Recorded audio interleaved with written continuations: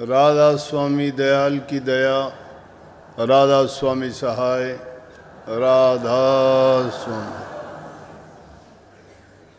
प्यारी साध संगत जियो, भाइयों बहनों बच्चों, जितने भी आप सत्संग लाभ के लिए आए हो, शांति से बैठ के सत्संग लाभ उठाएं। आप लोग बैठ के सत्संग का लाभ उठाते हो और देख के हैरान भी होते हैं, और हमें सुन के बड़ी खुशी भी होती है कि इस तरह का अनुशासन, इस तरह का प्यार और इस तरह की सेवा की जब प्रशंसा करते हैं तो हमें वो सबसे बड़ा पारितोषिक मिलता है, इनाम मिलता है। हमें खुशी होती है ये जान के कि हमने कुछ सीखा है। आज दुनिया में नहीं देखते, अशांति है, प्रेम नहीं है। दुनिया के पदार्थों के पीछे भाग दौड़ भी बहुत है। लोगों के पास सारी चीज़ें पर्याप्त मात्रा में हैं, खान पान की कमी नहीं, धन दौलत की कमी नहीं, वस्त्र घर मकान की कमी नहीं, लेकिन कमी है तो एक प्यार और शांति की। आज विश्व में शांति की जरूरत है, और वो शांति किसी से भी पूछ के देखोगे, वस्तुओं की कमी नहीं है, लेकिन कहते हैं कि मन अशांत रहता है। मन अशांति का कारण क्या है? मन अशांत इसलिए रहता है कि हमने उस अमीर रस की जो वर्णन किया कबीर साहब ने, दूसरे महापुरुषों ने, संतों ने, कि उसके लेने से आदमी अमर हो जाता है, और उसका नाम दिया हरि रस, नाम रस, अमल, निज नाम का बोल दिया, अमृत नाम, अमर नाम, अजर नाम। उस नाम को प्राप्त करने के आदमी जब उसकी कमाई करता है तो मन में शांति आ जाती है। लेकिन हम कहने से, देखा देखी से ये नहीं है कि उनको लाभ नहीं मिलता, मिलता है लाभ, लेकिन पूर्ण लाभ कब होगा? जब हम पूर्ण रूप से उस चीज को समझने का प्रयास करेंगे। जब तक समझ हमें आती नहीं है तब तक परेशानी दूर नहीं हो सकती, और उसके लिए शुरुआत कहाँ से होगी? घर से ही होगी, परिवार से होगी। घरों में जब आप सीखते हो, वहाँ से आपको जो प्राथमिक शिक्षा, आचरण, व्यवहार, संस्कार मिलते हैं, वही आप बाहर जाके समाज में और अपने जीवन में करते हो। जिसको जैसी शिक्षा परिवार से मिल जाती है, माँ बाप से मिल जाती है, चाहे वो उसके बाद विद्यालय में जाता है, चाहे वो आध्यात्मिक शिक्षा के लिए गुरु के पास जाता है, या चाहे वो किसी व्यवसाय कारोबार में उतरता है, वो चीज़ उसके जीवन के हर पहलू में काम आती है। संयम, अनुशासन सबसे पहली ज़रूरत की चीज़ें हैं। इंसान जब इन चीज़ों को सीख जाता है तो उसके दिल में धैर्य, शांति भी अपने आप आ जाती है। इंतज़ार करना चाहिए, कभी किसी चीज़ को देखे घबराओ नहीं, बौखलाहट में ना आओ। प्रकृति अपने हिसाब से चलती है, लेकिन हम अपने उतावलेपन के कारण अगर प्रकृति के विरुद्ध काम करेंगे, या हालात के विरुद्ध भी वही हालत है, हालात के विरुद्ध काम करना शुरू कर देंगे तो हमें दुख और कष्ट ही होगा। तो शांति कैसे मिलेगी? शांति मिलेगी उस नाम में यकीन करने से। अब दुख क्यों होता है? यकीन नहीं करते, विश्वास नहीं है। इसलिए वो नाम कहाँ से मिलेगा? गुरु से मिलेगा। गुरु कौन? गुरु तत्ववेता हो, त्रिगुण रहित हो, गुरु की भक्ति जिसने की हो, जिसने अपने जीवन में तप, त्याग और साधना की हो। जिस गुरु के पास ये चीजें नहीं है ना, वो गुरु किसी को त्याग नहीं सकता, क्योंकि उसने खुद जब चीजें ये देखी नहीं, अपनाई नहीं, वो जानता नहीं त्याग क्या है, वो नहीं जानता साधना क्या होती है। सीधी किसी को अपॉइंटमेंट दे के बैठा दिया तो वो क्या जानेगा? अनुभव की जरूरत पड़ती है हर चीज में। और ये तो ऐसा विषय है कि जिसके अंदर आदमी को पूर्ण रूप से, जिस प्रकार से सोने को अग्नि में तपाया जाता है, भट्टी में उसको गर्म करके लाल कर दिया जाता है, तब जाके उस सोने का असली रूप निखर के आता है। क्योंकि उसमें मिलोनी होती है, वो बाहर निकल जाती है, कोई मिट्टी मैल, कोई दूसरी जंग होती है, वो बाहर निकल जाती है और वो फिर प्योर होता है। इसी प्रकार से गुरु ज्ञान की भट्टी के अंदर शिष्य जब तक तपता नहीं है, और वो तप क्या है? वो तप उस तरह के नहीं है, तो तुलना मात्र बताई गई है। तपना यह है कि इस दुनिया में जहां हम आए हैं, काल और माया का पैरा है। काल अपना खेल खेलता है, चलते चलते जीवन ठीक ढंग से चलता है, कोई न कोई ऐसी विपत्ति आपत्ति आके घेर लेती है कि इंसान सब कुछ भूल जाता है, ज्ञान, विवेक, विचार सब कुछ छोड़ देता एक तरफ, सोच ही नहीं पाता क्या हुआ, क्यों हुआ। तो ये सीखी सिखाई बात नहीं है। उस समय में जरूरत पड़ती है आदमी के विवेक की, वहां गुरु का ज्ञान काम देता है। अब त्रिगुणात्मक संसार है, मैंने कह दिया कि त्रिगुण रहित तो तत्ववेता हो। तत्ववेता कौन होगा? जिसने उस तत्व को पहचाना है, जिसने अभ्यास किया है, करनी की है। अभ्यास को हम जानते नहीं हैं, घिसी पीटी बातें दोहराते रहते हैं। बता दी गई कि ये नाम है, नाम का सुमन कर लिया करो ना। कभी उन्होंने पूछने की कोशिश की, गुरु खुद नहीं जानता, उसको बताने की क्या करेगा कि सुमन कौन सा सुमन होता है। कह दिया कि वो अमीरस ऐसा है कि जिसके पिए से अमर हो जाओगे। कैसे अमर हो जाओगे?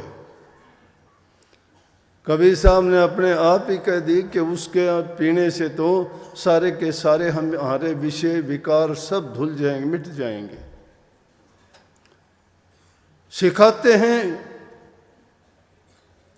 कि जब तक दाना मिट्टी में नहीं मिलता है, तब तक वो पौधा बढ़ने के लायक नहीं होता। मिट्टी में मिलता है वो, और हम मिट्टी में मिलना नहीं चाहते।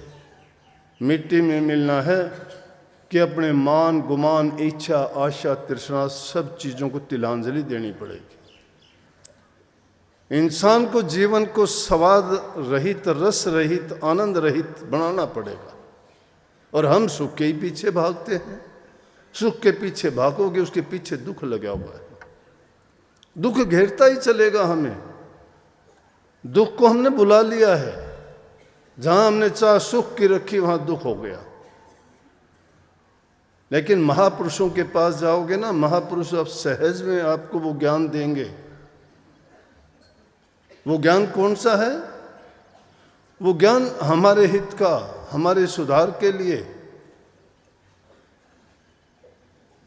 और वो ज्ञान किससे? ज्ञानियों से नहीं मिलता। इंसान को ज्ञान अगर लेना चाहो तो अरस्तु के पास एक आदमी गया। अरस्तु बड़ा विद्वान आदमी था, बड़ा पढ़ा लिखा था, हर चीज को बहुत गहराई से सोचता था, आंकता था। एक आदमी जाके उससे कहने लगा, जी मैं आपके गुरु से मिलना चाहता हूं। वैसे अगर देखा जाए तो अरस्तु का गुरु प्लूटो था। वो और भी बहुत ज्यादा विद्वान था हर प्रकार से, ज्ञान विज्ञान में बड़ा निपुण था, खगोल विद्या भगोल विद्या सब उसको थी, औषधि दवाई सब कुछ उनको पता था। तो अरस्तु ने उसको नहीं बताया, उस गुरु का नाम नहीं लिया कि मेरा प्लूटो गुरु है, लेकिन उससे कहने लगा क्या बताऊं मेरा गुरु कौन है। कहने लगा मेरा गुरु मूर्ख है, एक नहीं दुनिया के जितने मूर्ख हैं सभी मेरे गुरु हैं। बोले कैसे? कि मैंने अपने जिंदगी में जिन मूर्खों को देखा, जिन मूर्खतापूर्ण कार्य करते देखे, तो मैंने उनसे समझ ली कि ये मूर्खता का कार्य मुझे नहीं करना चाहिए। सीख दी नहीं उसको किसी ने, सीख ली उसने, मूर्खों से सीखा उसने। ज्ञानी ज्ञान देता है, बांटता है ज्ञानी, उस ज्ञान को कोई स्वीकार नहीं करता। किस ज्ञान को स्वीकार करते हो? अनुभव को, ठोकर को। ठोकर लगती है ना, इंसान को पता लगता है दर्द हुआ, तकलीफ है, दर्द क्या होता है। अग्नि की तपिश का जब पता लगता है अग्नि में जलते हो, कहने से सब जानते हैं अग्नि जलाती है, लेकिन कभी जल के देखा क्या? वो अमीर रस भी इसी प्रकार से वो अग्नि है। उसको जब पीना चाहोगे पियोगे तब पता लगेगा महापुरुषों की शरण जीव को क्यों तैर देती है। वो महापुरुष सहज में बता देते हैं, उनके जीवन से मिलता रहता है। लेकिन उसमें भी संसार के दो प्रकार के जीव हैं, एक है जो आस्था रखते हैं प्रभु में आस्तिक, और दूसरे लोग नास्तिक। गुरु के पास जाके भी नास्तिक होते हैं। कभी ये ना सोचना कि नास्तिक जिसने गुरु की शिक्षा नहीं ली वो नास्तिक, वो नास्तिक नहीं है। वो नास्तिक नहीं, गुरु के पास नहीं जाते तो भी वो गुरु में ये मानते हैं हाँ कि गुरु ज्ञान के भंडार हैं, गुरु सिखाते हैं, गुरु बताते हैं, गुरु ज्ञान देते हैं, गुरु रास्ता दिखाते हैं। तो कौन है वो लोग हैं जो गुरु के पास जाके भी उस अज्ञान से अनभिज्ञ रह जाते हैं। बारिश बरसती और उसमें भी जो नहीं भीगता है वो उनके माफिक है। गुरु उस अमृत की बरसात करते हैं, उस बरसात में अगर शिष्य वो ज्ञान नहीं ले पाता तो चूक गया। इसलिए कबीर साहब कहते हैं कबीर तांसो प्रीत कर जाको ठाकुर राम, पंडित राजे भूपतिर आवे कोने काम। कि प्रीत उससे करो जिसका ठाकुर राम है, जो राम को मानते हैं, राम को पूजते हैं, जो आस्तिक हैं, जो प्रेमा भक्ति सिखाते हैं, जिनके पास गुरु भक्ति है, जिसके हृदय में दया है, प्रेम है, सहानुभूति है, धैर्य है, ज्ञान है, विवेक है, वो हैं। उनसे प्रीत करो आप। लेकिन हम प्रीत किससे करते हैं? दुनियादारों से। किस लिए करते हैं? सच्ची प्रीत नहीं है, झूठी है, वो स्वार्थ की प्रीत है, मतलब निकालने के लिए प्रीत है। चाहे वो आप आज के युग में गुरु के पास जाते हो तो भी मतलब की प्रीत है, तो भी मतलब के लिए जाते हैं गुरु के पास। मेरा ये काम हो जाएगा, मुझे ये मिल जाएगा, मेरा बच्चा नौकरी लग जाएगा, गुरु ये कर देगा, गुरु वो कर देगा। अरे गुरु जो करना चाहता है और गुरु जो कर सकता है, जो गुरु कर देता वो नहीं करवाते कोई। लेकिन हम जो इसमें जिक्र आया कि दो घोड़ों पर हमने सवार कोई नहीं देखा। दो घोड़े कौन से हैं? कि एक पैर संसार के में रखा हुआ है, एक गुरु की ओर रखा हुआ है। गुरु को अगर पाना चाहते हो तो संसार की तरफ से उस दलदल से पैर निकालना ही पड़ेगा। एक पैर दलदल में फंसा रखा है, दूसरा उस घोड़े की तरफ धरना चाहते हो जो मंजिल की ओर जाना चाहता है। लेकिन दोनों साथ साथ नहीं चलते, दोनों विरोधी रास्ते हैं उनके। इसलिए अपने मन को एक तरफ लगाओ, भक्ति करो तो कुल नहीं, कुल बिन भक्ति ना हो। देखो ये कितनी कमाल की बात कबीर साहब ने कही कि भक्ति करोगे तो कुल नहीं है। कहने का मतलब कि ये जब तक भक्ति ही करना चाहते हो और उस तरफ से कुल के बने बैठे हो कि मैं ऊंचे खानदान से हूँ, मैं उस वंश का हूँ, मैं इतना धनवान हूँ, मैं उस बड़े अमीर आदमी का बेटा हूँ। ये है कुल। अब उस कुल को कैसे त्याग दोगे? नहीं त्यागने देते, दुनियादारी के लोग ही नहीं त्यागने देते। दूसरा आदमी कोई बन जाता है तो कहते हैं बहुत अच्छा है, लेकिन खुद का बच्चा अगर तुम्हारा जाना चाहता है तो कहते हो कि ना, भक्ति की ओर नहीं जाना, अपने गृहस्थ में ही फंसे रहो। वो नहीं चाहते कि न कहेंगे मेरा तो एक बच्चा है, वो अगर इस काम में लग गया तो मेरी तो दुनिया उजड़ गई। लेकिन ये दुनिया तो फिर भी उजड़नी है। ये कब एक आदमी ने बसाई है? ये तो बच्चा जाया, खुशी हुई, खूब बजाए थाल, आना जाना लग रहा है जो कीड़ी का नाड़। ये तो कीड़ी के नाड़ की तरह से आते हैं जाते हैं, आते हैं जाते हैं। खुशी होती है कोई पैदा होता है तो, हाँ लड़का हुआ है, बहुत खुशी है। लेकिन इस दुनियादारी में रह के हम यही तो सोचते हैं और करते भी क्या है। भक्ति मुश्किल नहीं है, संतों ने बड़ी दया की है इस युग में। ये देखो कितना सुगम रास्ता, हम सब के सब बैठे अपने इंतजार में हैं कि हाँ हम जब ये सत्संग रूपी रेल आएगी उसमें बैठ के जाएंगे, परले पार हो जाएंगे। नाम रूपी टिकट सबको मिली हुई है, लेकिन उसको लेके और कोई को निकल जाने देगा, एब्सेंट हो जाएगा, बाहर निकल जाएगा और ध्यान ही नहीं रखेगा कि कब आई रेल कब चली गई, तो पछताना ही पड़ेगा। यकीन रखा करो, धैर्य रखा करो। कुल किसी को त्यारता नहीं, लेकिन दूसरी ही मुड़ के कह दिया कि कुल बिन भक्ति नहीं हो। कुल का मतलब यह है कि जो इंसान अच्छे संस्कार वाला नहीं है, जिसको घर से अच्छी शिक्षा नहीं मिली है, बिना कुल, वो कुल होते हुए भी क्या कहूँ कि कुलहीन ही है। ऐसे आदमी जो किसी के भी नहीं होते, वो गुरु के भक्ति के लायक क्या होंगे? उनको वचन गुरु का उनके लिए क्या काम करेगा? सुगम रास्ता है, बहुत सुगम है। और उसके लिए सीधी सी बात कि आदमी बुराइयां ना रखे अपने दिल में, पवित्र हृदय बन जाए, अच्छे काम करे, अपनी कमाई पर नियत रखे, सेवा और प्रेम करे, दिल में दया रखे। भक्ति का सबसे सुगम रास्ता है जिसका हृदय पवित्र है, उस पवित्र हृदय में ही प्रभु का वास है। लेकिन हमारे दिल की जो खटपट है वो खत्म नहीं होती है। बात बड़ी आसान सी लगती है कि भाई नाम लो, नाम से उद्धार हो जाएगा। निश्चित रूप से हो जाएगा। उसके पीने से अमर हो जाता है। उसको इसीलिए अमृत कहा गया है, अमर नाम कहा गया है, अजर नाम कहा गया है। और वो ऐसा है कि उसके ज्यों ज्यों उसका सेवन करते चले जाओगे, ज्यों ज्यों उसका अभ्यास करते चले जाओगे, तुम्हारी बुराइयां धीरे धीरे करके निकलती चली जाएंगी और उसकी जगह अच्छाई पीछे पीछे। उदाहरण दिया कि आगे आगे जैसे आग लग जाती है जंगल में, वो आग आगे आगे जलती चली जाती है तो कुछ दिन के बाद में उसके पीछे पीछे सारा जंगल हरा भरा भी हो जाता है। इसी प्रकार से जो विषय विकारों से हम भरे हुए हैं, उनमें जब तक अग्नि नहीं लगती है तब तक ये अमृत काम नहीं करेगा।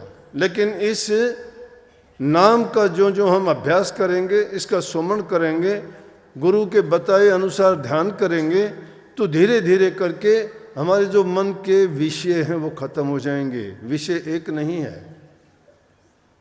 इसीलिए स्वामी जी महाराज ने कई विषय से जो रहे उदासा, परमार्थ की जामन आशा, धन संतान प्रीत न जाके और खोजत फिरत साध गुरु जाके। विषय से जो रहे उदासा, विषय हैं हमारे। कौन से विषय? विषय विकार को ही ना मानिए। विषय जो भी हम भोग करते हैं वही विषय है। खान पान भी विषय है, बोलचाल भी विषय है, सोना उठना बैठना भी विषय है। जिस चीज़ का हम रस और आनंद में पड़ जाते हैं वो सब विषय भोग हैं। किसी को खाने का, किसी को नशे का, किसी को निंदा का, किसी को चुगली का, ये विषय हैं, ये विकार हैं, ये बुराइयां हैं, ये वो पाप कर्म हैं जो इंसान को डबोते हैं, गिरा देते हैं। लेकिन भक्ति के पथ पर चलते हो ना, तो इन बातों को सोच सोच के अपना स्वयं का निरीक्षण किया करो। सुगम रास्ता बताता हूं, अपना निरीक्षण किया करो कि मैं कितने गलत काम करता हूं, मैंने कितने पाप कर रखे हैं, क्या मैं उन पापों से साफ हो सकता हूं। जब आप ऐसा सोचोगे तो धीरे धीरे करके आपको आत्मग्लानि हो जाएगी। बताता हूं मैं, अगर कोई आपने भूतकाल में भी पाप किया, कितने मेरे पास आके कहते हैं मुझे माफ़ करो जी, मेरी गलतियों को क्षमा करो, मैंने बड़ी गलतियां की हैं।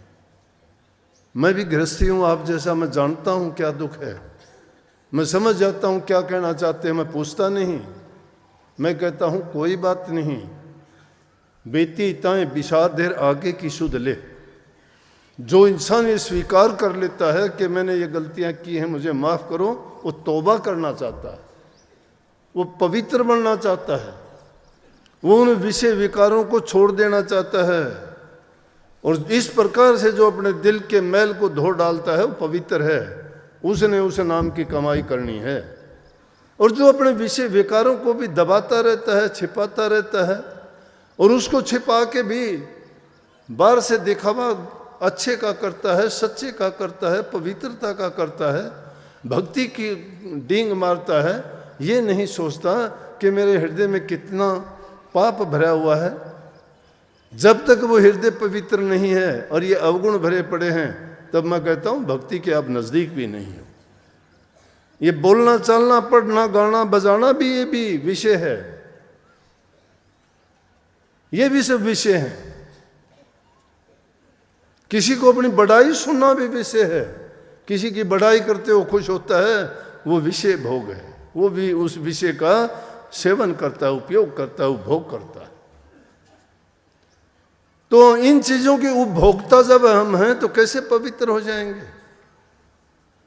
तरीका है, उस नाम का सुमन एकाग्रचित होके किया करो। अभी एक छोटी लड़की थी, उसने नाम लिया होगा, छोटी होगी, नाम लेने लायक तो थी, वो आके रोने लगी कि मैं जब नाम का सुमन करती हूँ, पता नहीं मेरे तो सुमन की तरफ से मन हट जाता है और ही कुछ बात आती है।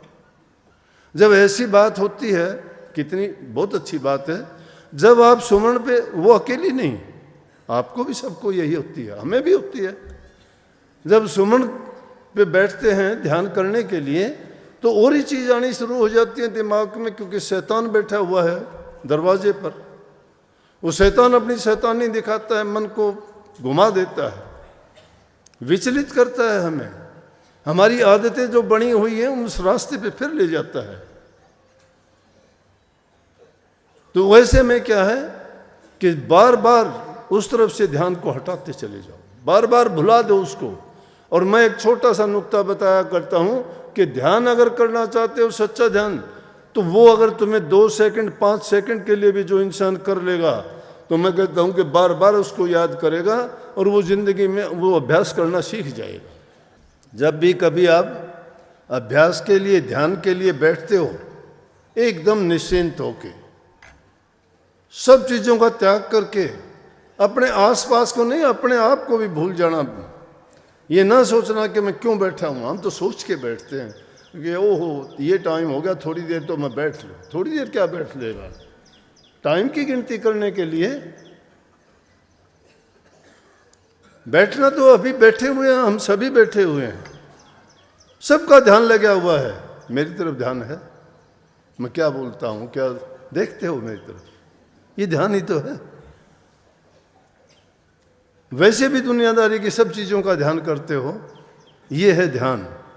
जब तुम ध्यान और अभ्यास में बैठते हो तो दूसरी चीज़ की ओर ध्यान नहीं होना चाहिए।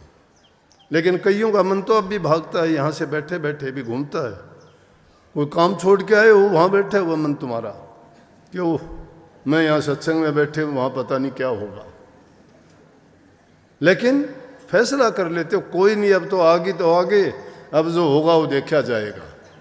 इसलिए वो कोई भी करके छोड़ दिया करो सारी चीज को, कि अरे छोड़ इनको, ये चीजों को, ये कुछ नहीं है। जब उनको तुम इस तरह से पीठ दिखा दोगे ना, तो ध्यान करने में कोई आपको ज्यादा कष्ट नहीं उठाना पड़ेगा, दुख नहीं उठाना पड़ेगा। 3 चीज शास्त्रों ने जो कही है ना, बहुत, उन चीजों में सारी चीज आ जाती है। कि भाई तन से सेवा करो, धन है तुम्हारे पास, दान पुण्य करो, नेक काम करो। मन है तो इससे प्रभु के नाम का सुमन करो, अभ्यास करो, ध्यान करो। संत और नई चीज क्या बताते हैं? अरे उनके पास तो कोई दूसरी चीज ही नहीं है। उन्होंने, जिसने अपनी जिंदगी में काम यही संभाला है, उसी का ध्यान करते हैं। उनको चीजों की जरूरत ही नहीं है। किसी चीज के पीछे अगर मन को लगा दोगे, इसकी इच्छाएं पूरी कभी नहीं होती हैं। ये तो तृष्णाओं का और वासनाओं का गुलाम है। वासना जब बन जाती है ना, तो उनके पीछे भागता ही रहता है, कभी भरती नहीं है। आदत पड़ने के बाद उसको चाहे उससे कोई वो नहीं। एक आदमी को किसी को धन इकट्ठा करने की जरूरत पड़ गई, कभी विचार किया करो। जब किसी के इनकम टैक्स के इनके छापे पड़ते हैं ना, तो उनके घरों से कितने कितने नोट निकलते हैं, टीवी में देखे होंगे ना।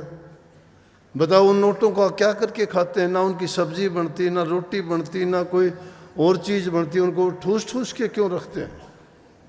वो काम नहीं आए ना, काम आए उसको दुख देने का। उनको दुख देने का काम आया कि नहीं? उनको जेल हुई, सजा हुई, बदनामी हुई, किसने करवाई? किसने करवाई? धन ने करवाई। जिस धन के लिए भागे फिरते हो, चोरी करते हो, झूठ बोलते हो, पाप कर्म करते हो, गलत रास्ते से उसका संचय करते हो, और वो फिर तुम्हें क्या सुख देता है? दुख दिया उसने। उनसे बच जाओगे, चोर ले जाएगा तो भी दुख, कि हाय मन तो जोड़े थे, चोर ले गया। अगर चोर का हाथ नहीं लगा तो बीमारी, रोग ऐसी लग जाएगी, डॉक्टर ले जाएंगे सारा। मरे हुए के भी सांस नहीं आते तो भी आपको वो लगा के और लेटा देंगे बिस्तर पर, 5-10 दिन तो उस दिन में भी रख लेंगे, क्योंकि वो पैसे पूरे होने हैं। इसलिए वो गलत तरीके से कमा के, देखो हमने गलत आदत बनाई, चोरी उसने सिखाई, झूठ उसने सिखाई, कपट उसने दिल में भर दिया, पाप से दबा दिया हमें।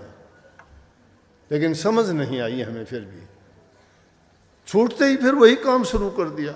और फिर कहते हैं बोला पानी की खेती तो मारोड़ी पानी से ही सुधरेगी, फिर वही काम। गलत तरीके हैं, फिर वही गलत तरीका अपनाना नहीं। संत कहते हैं अब तो सोच समझ के न चाल, गलती में भैया बनी सो बनी। जो गलती में हो गई उसको भूल जाओ, अब सोच समझ के चलो। वो वक्त हमारे पास है सोचने का, समझने का। इंसान का चोला मिला है। अपनी तुलना करके देखो, दुनिया के 84 लाख के जीव जंतु पशु पक्षी जितने भी हैं, हम सबसे उत्तम हैं। इंसानों में भी सबसे उत्तम है। हमारे ही भाई बंधु देखो, कई बेचारे अंधे हैं, कोई लुल्ले हैं, कोई लंगड़े हैं, कोई गोरा है, कोई काला है, लेकिन सही तो वो है जो गुरु के रंग में रंगा गया। ये रूप हुसन धन दौलत कोई नहीं देखता, प्रभु हृदय का प्यार देखता है, पवित्रता देखता है, शुद्धता देखता है। और वो शुद्धता ना तीर्थों में मिलेगी, ना व्रतों में मिलेगी, ना आरती उतारने में मिलेगी, ना धूप दीप बत्ती जलाने में मिलेगी। वो आपको मिलेगी नाम की भक्ति करने से। नाम की भक्ति की जुक्ति सतगुरु से मिलती है। और सतगुरु उसका बखान बड़े सहज में करते हैं उसको। इसीलिए हमारे राजा सोमवत में स्वामी जी महाराज ने कही ना कि उसको 8 वर्ष का बच्चा भी, 60 वर्ष का बूढ़ा भी आराम से उसको अपना सकता है, कर सकता है। कभी ना सोचो कि मेरे से नहीं हो सकता। हर इंसान वो काम कर सकता है। सुखी होना चाहते हो, अपने सोच से, अपने विचार से और अपने कर्मों से दुखी होते हो। अगर सुखी होना चाहते हो तो अपने कर्म, विचार और अपना कर्तव्य पूर्ण रूप से ठीक ढंग से निभाओगे, आप खुद ही सुखी हो जाओगे। सुख कहीं बाहर से नहीं आता, सुख दुख सब हमारे अंतर से पैदा होते हैं, हमारे विचार से पैदा होते हैं। विचार से हमारा कर्म बनता है, कर्म हम अपने इंद्रियों के द्वारा, कर्मेंद्रियों के द्वारा और ज्ञानेंद्रियों से करते हैं। लेकिन जब गुरु का ज्ञान मिल जाता है और मन उसमें लगा देते हैं तो हम अपना कर्म सुधार लेते हैं। कर्म सुधार लेता है वो जीवन सुधार लेता है, कर्म जो बिगाड़ लेता है वो जीवन बिगाड़ लेता है। तो इसलिए दूसरी चीज आई कि गुरु की शरण लेके अपने कर्म को सुधारो। कर्म के सुधार के लिए बहुत अच्छी अच्छी चीजें, संगति नेक इंसानों की करो। दुष्ट आदमियों की संगति कर लोगे, तुम्हारा कराया कराया 2 मिनट में नाश कर देंगे। क्यों? कि सोचने की बात है, एक चीज बनाने के लिए तुम्हें कितनी मेहनत करनी पड़ती है।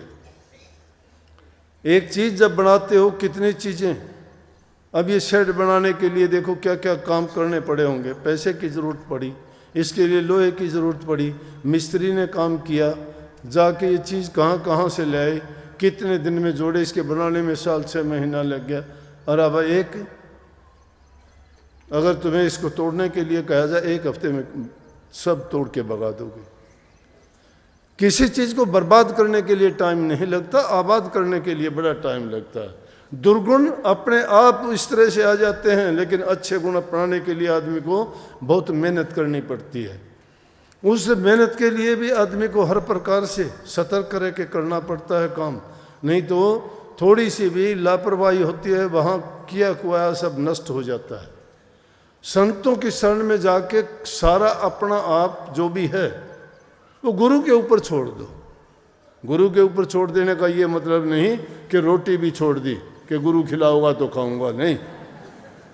गुरु के ऊपर छोड़ने का मतलब है कि जो भी कोई कार्य करते हो उसमें गुरु की आज्ञा तलाश करो। गुरु ने जो ज्ञान दिया है उसमें कोई हमारे लिए ऐसी बात तो नहीं बताई कि गुरु के बताए हुए काम के विरुद्ध हम काम करते हैं या वो निषेध कर्म करते हैं जिसको गुरु ने कहा है कि ऐसा ना करो। अगर ऐसा कर्म करते हैं तो इसका मतलब हमने गुरु की बात नहीं मानी। क्योंकि अपना मन जब तक गुरु के मन के अधीन नहीं करोगे तब तक तो ये दुख यूं ही भोगने पड़ेंगे। तब तक ना कोई भजन बनेगा, न सुमन बनेगा, ना कोई अभ्यास बनेगा। गुरु की शरण में जब गए हो तो अपना तन मन धन हर प्रकार से गुरु के समर्पित हो जाओ। और समर्पित होने का मतलब होता है कि आदमी अपनी मन से कोई काम ना करे, अपनी इच्छा से कोई काम ना करे, हर चीज़ में गुरु की मौज और तलाश करे। अब कई बार देखा जाता है सत्संगी गलत तो काम कर देते और कहते गुरु की मौज है। अरे गुरु की मौज कहाँ हुई? दोस्ती, ये मौज तेरी है, तू करता खुद है, नाम गुरु का लगाता है। गुरु कहता है कि गलत कर कोई, बोला ना गुरु की मौज है ये। गुरु की मौज अगर होती तो गुरु तुझे स्पष्ट कहता। या कई आके कहते हैं कि जी सपने में आप आए थे और आपने कई टकराते हैं से आपने मुझे ये कार वो कहा। मैं बोला मैं ये बैठा, मन तो कहा नहीं। सुपना ने कहा तो मान ले उसका कौन था, मैं था भी नहीं। ये बात है, ये बहानेबाजी क्यों लगाते हो? साक्षात जो तुम्हारे सामने बैठा है और वो तुम्हें बात बताता है उसको तो इग्नोर करते हो, उसकी ओर तो ध्यान ही नहीं करते। उससे तो खुद ही आप चतुर बन जाते हो कि मैं बहुत बुद्धिमान हूँ, इसको कहाँ पता है, ये तो यूँ ही बस कह देता है। लेकिन असली बात तो मैं जानता हूँ ना। यहाँ जब आता है तो जीव में अहंकार आ जाता है। अहंकार इंसान को गिरा देता है। क्यों गिरा देता है? वो भी एक वासना है, वो भी एक विषय है, वो एक विकार है। विकार रहित तो हो गए ना, उसके लिए आपको अपनी जांच करनी पड़ेगी। इसलिए नाम का जब सुमन करते चले जाओगे तो उससे जब जो जो अपने हृदय के दर्पण पर लगी हुई धूल उतरती चली जाएगी तो उसमें सच्चाई आपको स्पष्ट नजर आने लगेगी। और जब जो धीरे धीरे अभ्यास करना शुरू कर देगा, मैं कहता हूँ उसके पाप कर्म भी अपने आप ढीले पड़ जाएंगे। जिसने ऐसा करता है उसके जब ये कर्म ढीले जब पड़ने शुरू हो जाते हैं तो सोच लो कि अभ्यासी है। जो अभ्यासी होगा उसको अपने आप ज्ञान भी हो जाता है। ये मामूली चीज़ें हैं। तुम सपने की बात जिसको बताते हो, जिनको सिद्धि शक्तियाँ कहते हो, ये कोई कुछ भी चीज़ नहीं है। ये तो इतनी सहज चीज़ है, तुम देख के हैरान होते, बाजीगर का खेल है ये तो कुछ ही दिन में आ जाएगा तुम्हें। जिस चीज की सिद्धि करोगे वो सिद्धि तुम में आ जाएगी। बता दूंगा तरीका मैं। दूसरे के मन को भी पढ़ लोगे कि क्या चाहता है, क्या करना चाहता है, ये कैसा इंसान, जान लोगे, सहज बात है। लेकिन अपने बारे में जानने का प्रयास पहले करो। जो इंसान अपने आप को टटोल लेता है, अपने आप को जान लेता है ना, वो खुदा को जान लेता है। जो अपने आप को नहीं जाना, खुदा को क्या खाक जानेगा। चंद दिन का जीना है, जीवन बहुत छोटा है। ये मत सोचो, कोई भरोसा नहीं है इस जीवन का। लेकिन जब तक हैं हम, जब तक सांस तब तक आस। और सीधी बात यह है कि परमात्मा को पाने में कोई कठिन बात भी नहीं है। दुनियादारी की तरफ से मन को हटा के एकदम प्रभु की तरफ मन को जोड़ दीजिए। सारी व्याधि, सब बीमारी, सब तकलीफ, सब परेशानियां सब दूर हो जाएंगी। क्यों? वो परेशानियां हमने अपना रखी हैं, उनसे हम खुद चिपटे हुए हैं। उन्होंने हमें नहीं पकड़ा है, हमने अपने आप लगाई है। वो बंधन पे बंधन लगा लिए हमने। सोचते हैं हम ही करता धरता हरता हम हैं, हमने ये मकान बनाना है, हमने बच्चों की शादी करनी है। अरे सब के सब धरे रह जाते, तुम चले जाते हो, बच्चे की शादी नहीं हो, मकान भी नहीं बना, तुम्हारा वो काम भी नहीं हुआ, जो सोचे सब छोड़ के क्यों चले गए? तो अपनी चेती होत नहीं, प्रभु चेती तत्काल बलि चाहो, आकाश कोर पर भी उठायो पताल। हमारी चेती नहीं होती, जो मालिक चेतता है वो होती है। तो मालिक से यारी कर लो ना, उसी से यारी कर लो, हमें कुछ करने की जरूरत ही नहीं पड़ेगी। और वो उस यारी का माध्यम है नाम। इसलिए नाम भक्ति पर जोर दिया करता हूं मैं कि नाम भक्ति करो। और नाम भक्ति कहाँ से मिलेगी? गुरु भक्ति से। और गुरु भक्ति कब मिलेगी? जब वे गुरु की शरण दृढ़ करके पकड़ोगे। जब तक गुरु की शरण में दृढ़ नहीं हो, तुम्हारे हृदय में प्रेम, प्रीत और प्रतीति नहीं है। जब तक ये तीन चीज नहीं है, तब तक भक्ति के लायक नहीं हो। प्रेम, प्रीत और प्रतीत। प्रेम पक्का, प्रीति और प्रतीत विश्वास। छिन चढ़ उतर वो तो प्रेम ना, वो प्रेम नहीं है। एक छिन में प्रेम चढ़ जाए, एक में। जब तुम भक्ति के रास्ते पर चलोगे, नाचने लगोगे तुम तो। तुम्हारा हृदय में तुम्हारे प्रकाश जब हो जाएगा, खुशियां आ जाएंगी बाहर भी। क्यों कहते कि मेरा नाच बांध घुंघरू नाची? अरे जब अंदर में तुम्हारा मन नाचेगा, तुम्हारी रूह नाचेगी, तो शरीर भी नाच शुरू कर देगा। अकेली वो नहीं नाचती। जब मीरा ने उस हरि रस को, उस आनंद को जब अंदर में प्राप्त किया, जब रूह उसकी ऊपर गई, वो आनंदित हो गई सब विषय से अलग होके, और वो खुशी मिली, तो उसकी रूह ने नाचना शुरू कर दिया। इस अंधे घर में प्रकाश हो गया, रोशनी हो गई, खुशियां हो गई। और जब अंदर से नाचती है तो घुंघरू बांध के बाहर भी नाचने लगी। लोक लाज दुनिया की सब भूल गई। किस लिए भूल गई? उनसे कोई लगाव ही नहीं था। किससे शर्म, किसकी लाज? कौन हंसता है उस पर, कौन मजाक उड़ाता है? जिनको मानता ही नहीं वो उसका मजाक करो, हंसी करो। उसे मानना है, उसको खुश करने के लिए वो खुश है, वो उसके हृदय में है, वो उसके सिवाय है नहीं।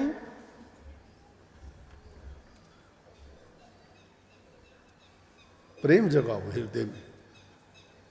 प्रेम कभी टूटता नहीं है, बहुत दर्द होता है, किसी भी हालत में जुदा नहीं होता।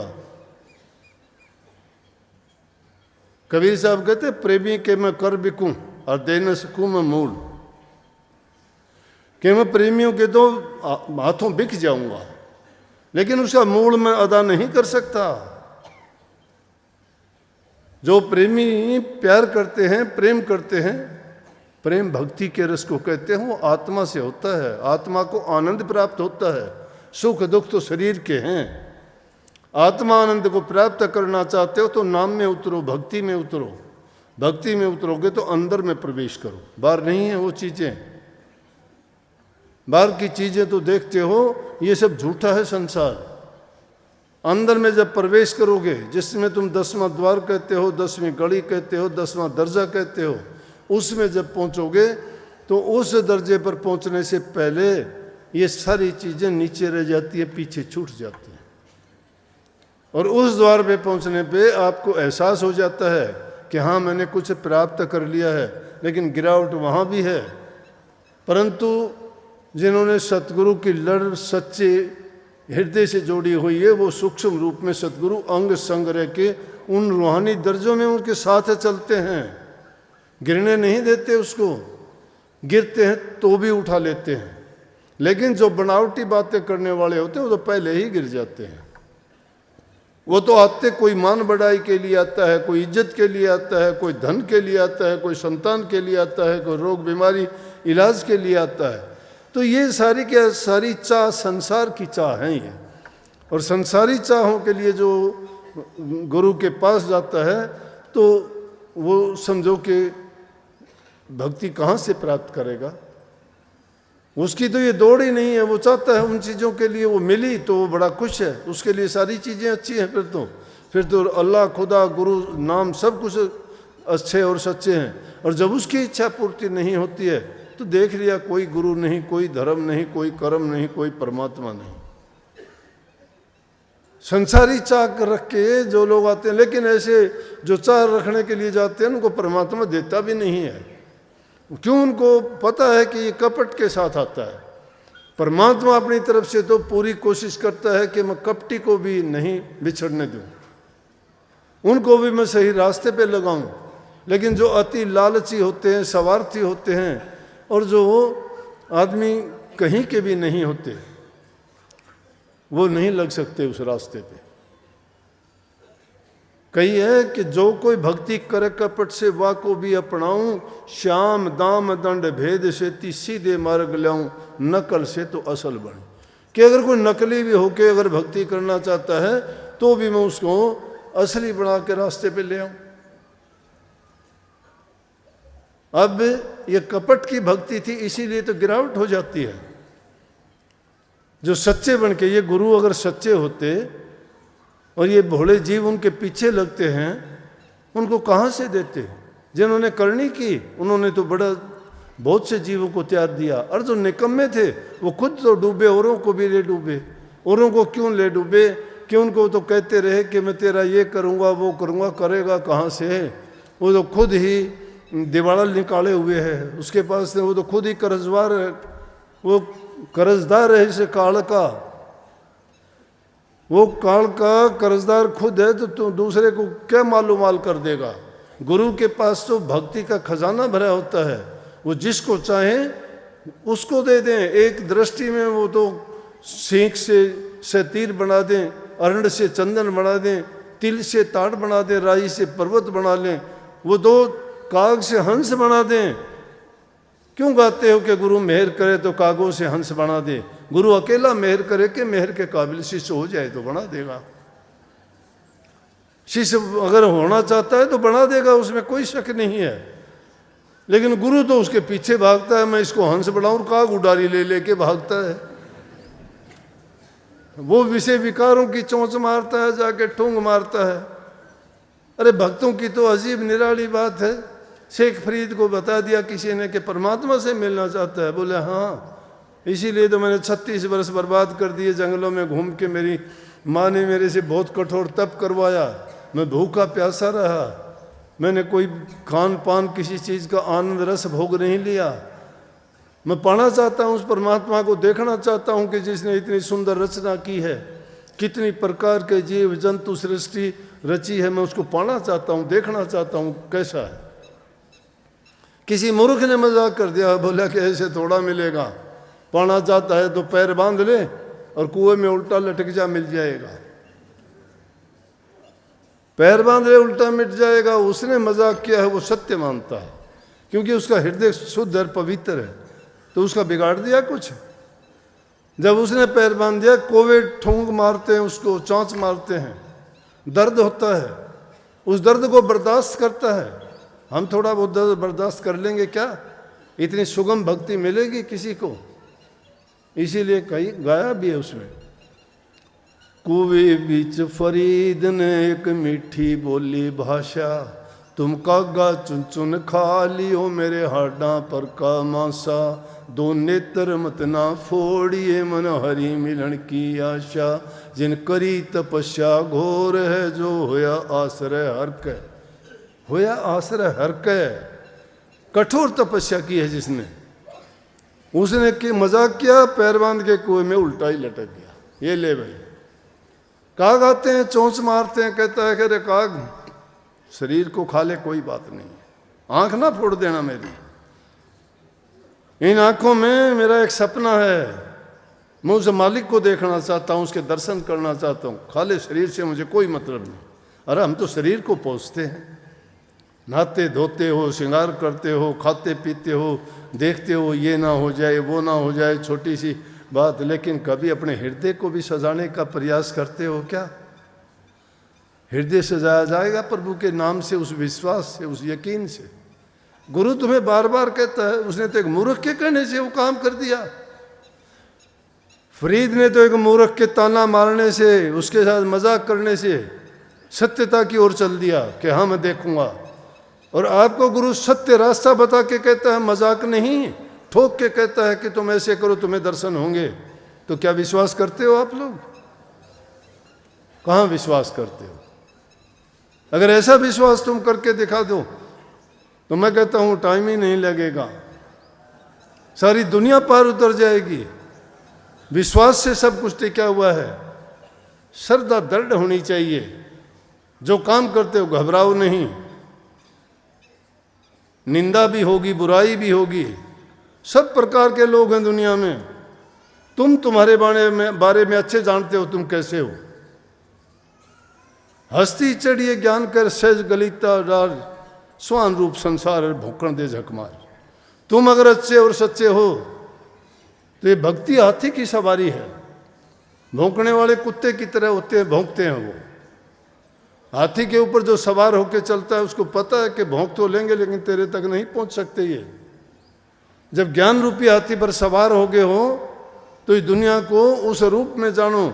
ये ऐसे भौंकने वाले, निंदा करने वाले, बुराई करने वाले, जो पैर खींचने वाले हैं, उनके बस की बात नहीं है। तुम अगर सच्चाई की ओर चलते हो, सच्चाई के आगे झूठ कभी ठहरी है क्या?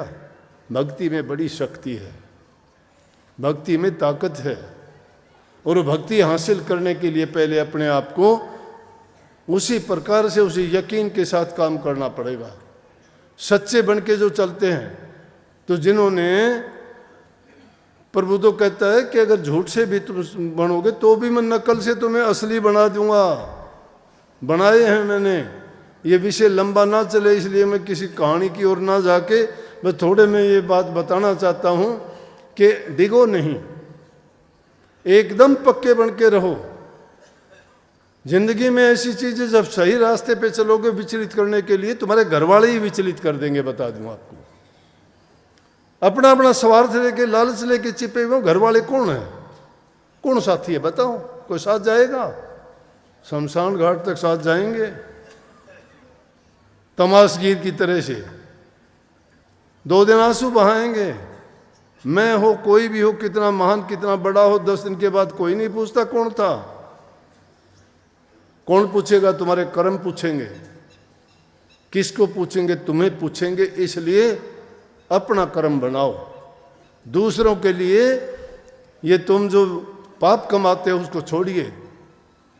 जिनको तुम अपना मानते हो ना, वक्त आने पे वो बता देंगे आपकी औकात के कौन तुम्हारा है कौन तुम्हारा नहीं है। सब साथ छोड़ जाते हैं। इसलिए गुरु साथ नहीं छोड़ता है, बताओ। गुरु साथ रहता है, दुख में भी, दर्द में भी, पीड़ा में भी, जिंदा भी, मुर्दा भी। गुरु साथ नहीं छोड़ता, क्योंकि गुरु नाम ज्ञान का है रे। वो ज्ञान तुम्हारे हृदय में है, वो साथ कभी नहीं छोड़ेगा, हमेशा साथ रहेगा। अज्ञानी लोग मरा करते हैं, ज्ञानी कभी नहीं मरते, क्योंकि उनको ज्ञान है। शरीर तो मरते जीते मिट्टी के हैं, 5 तत्व का है ये पुतला। खिलौने हैं ये रचे हुए, टूट जाएंगे, लेकिन इन खिलौनों में शक्ति डाली हुई है। ये टूटने पे शक्ति निकल जाती है, शक्ति नहीं रहती। क्यों? शक्ति तो जब ही रहती है ना मुकम्मल हो। ये टूटेगा, बिखरेगा, बिखरने के बाद शक्ति कहाँ रहेगी? इसलिए जब तक वो शक्ति तुम्हारे अंदर है, उस शक्ति का उपयोग कीजिए ना। और वो उपयोग किस काम के लिए करो? अपने जीवन को सुधारने के लिए, बनाने के लिए, उद्धार के लिए, कल्याण के लिए। अपने जीवन का कल्याण इससे बढ़िया क्या हो सकता है? जन्म मरण से छुटकारा मिल जाए। सबसे बड़ी रोग और व्याधि जो इस जीव को लगी हुई है, इस दुनिया में बार बार आना और जाना है। उस आने जाने के फेर से बचने के लिए संतों की शरण में जाके उनकी आज्ञा का पालन करते हुए उन पर पूर्ण यकीन और विश्वास करो। और वो जो बताते हैं उनकी बताने का भी यह है कि सर्वप्रथम इंसान अपने आप सदाचारी बनो, चरित्रवान बनो, ऊंचे ख्यालात और विचार रखो, किसी का बुरा ना करो। क्योंकि अगर बुरा करते हो तुम, फिर चाहे तुम लाख अच्छा भक्ति करते होगे वो खत्म हो जाएगी। जिस प्रकार से एक छोटी सी खट्टी चीज पूरे दूध के, वो जो बर्तन होता है पूरे दूध को बर्बाद कर देती है, थोड़ा सा विष पूर्ण अमृत को भी विषाक्त कर देता है। इसी प्रकार से मंद विचार अगर हृदय में आते हैं तो भक्ति जो हमने थोड़ी बहुत कमाई वो खत्म हो जाती है, वो नहीं रहती। भक्ति बहुत ही ऐसी नाजुक चीज है, थोड़ी सी ठेस लगते ही टूट जाएगी। इसीलिए तो लोग क्यों डिग जाते हैं? अरे कोई भी मूर्ख आके कह देगा, कोई भी उल्टी सीधी बात कह देगा जिसका कोई मतलब नहीं, लेना नहीं देना नहीं, क्या का क्या बक देगा। और जो बेचारा सच्चे दिल से लगा हुआ था वो सोचेगा कि बात है तो नहीं, एक ख्याल दे दिया। वो ये नहीं सोचता कि गुरु तो रात दिन तुझे अच्छी बताता है, वो तो तू कभी सोचता नहीं। और इस मूर्ख ने छोटी सी बात बता दी, उसको लेकर तू जो है संदेह करने लग गया, तेरा विश्वास डगमगाएगा, श्रद्धा खत्म होगी तेरी।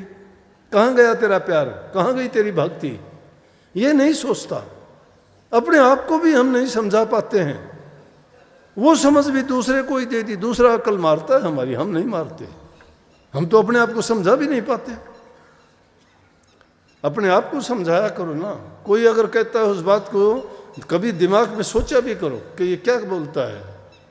तुम्हारा हितैषी कोई नहीं है, कभी सोचते हो तुम्हारे हित की बात कोई करने के लिए आएगा? जो आएगा तुम्हारे गिराने की बात करेगा, क्योंकि उसको अपना मतलब निकालना है। इसलिए तुम्हारा प्यारा है, नहीं वो प्यारा नहीं है। इसलिए तुम्हारा मित्र है, इसलिए रिश्तेदार है, इसलिए भाई बंधु है। परंतु हमारा कर्तव्य बनता है, और इसी प्रकार से सब लोग व्यवहार करने लग जाएं तो पूरे विश्व में शांति कायम हो सकती है, सब भाईचारा हो सकता है। किसी इंसान को छोटा बड़ा ना मानो, कोई जाति पाति का जहर ना घोलो, कोई धर्म के विषय में छोटा बड़ा ना मानो, किसी गुरु को नीचा ऊंचा ना समझो। माता पिता को परमात्मा के तुल्य समझ के उनकी सेवा करो।